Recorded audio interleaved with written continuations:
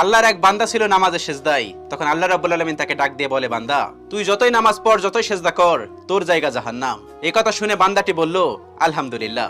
আল্লাহ তখন বলে, এই বান্দা, জাহান্নামের কথা শুনে কেউ আলহামদুলিল্লাহ কয়? বান্দা তখন বলে, আল্লাহ, জাহান্নামের মালিকও তুমি, জান্নাতের মালিকও তুমি। তুমি আল্লাহ খুশি হয়ে যদি আমাকে জাহান্নামও দাও, তাও আমার আপত্তি করার কোনো অধিকার নেই। আল্লাহ তখন বলেন, বান্দা, জাহান্নামে গেলে তুই পুড়ে যাবি, তোর খুব কষ্ট হবে। বান্দা তখন বলতেছে, আল্লাহ, কষ্ট শুধু আমার হবে না, তোমারও হবে।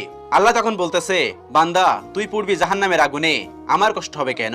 বান্দা তখন বলে, আল্লাহ, কোনো মায়ের কোল থেকে যদি কোনো বাচ্চা পানিতে পড়ে যায়, তাহলে কোনো মাই দূরে দাঁড়িয়ে থাকতে পারে না, দৌড়ে গিয়ে বাচ্চাকে কোলে নেয়।